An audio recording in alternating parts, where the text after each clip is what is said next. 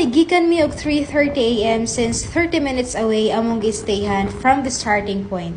Dili joke ang dalan nga among naagian, ngit-ngit, walay suga og tagsara kaayo ang balay. Pinaka-worst kay moagi kag kabasakan plus minteryo.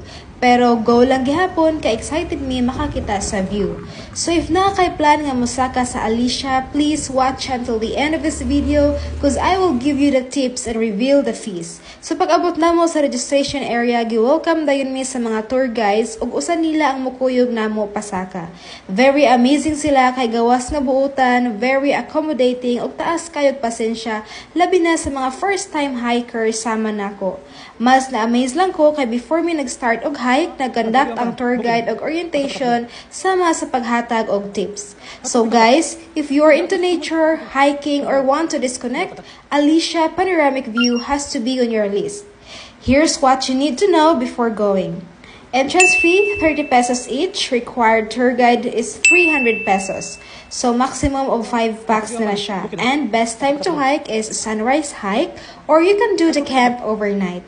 Just please don't forget to bring water, extra clothes, comfortable shoes, and light snack for in case.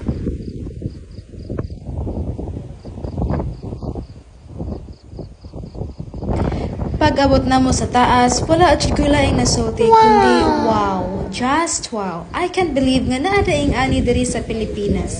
Mao nga ako jud dayon ga-embrace og hug ang scenic view. The greens, the fresh and cold air nga nihapak sa akong naong is very worth it. How I wish pwede na maputos ang hangin ug madala pa uli.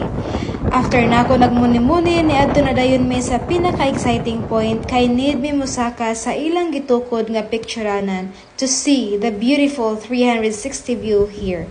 Og walay duha-duha, ako jud gituyok tanan akong pananaw, but be careful lang jud mo kay very hagnaw, mura kag hulbutong sa langit paingon sa yuta.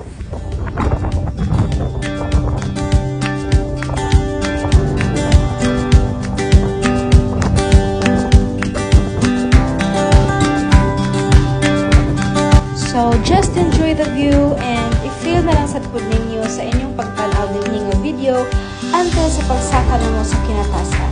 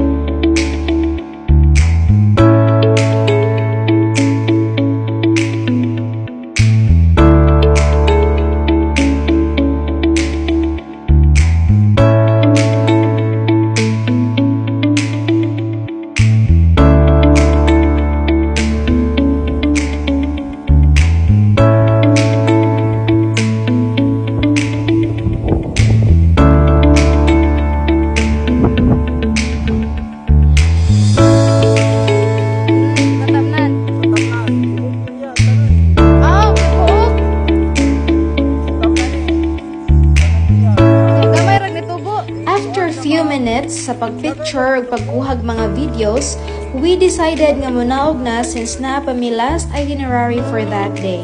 And base niya og masugat namo ang kainit.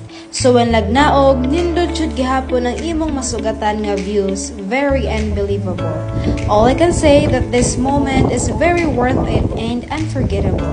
So guys, kitaan ninyo ang Alicia Panoramic View sa Bohol para ma-experience ninyo kung unsa akong na-feel while naglantaw sa kagwapan ni Alicia. If you need more tips and questions about here, just drop in the comment section below. So, anira ko taman and please follow for more adventures.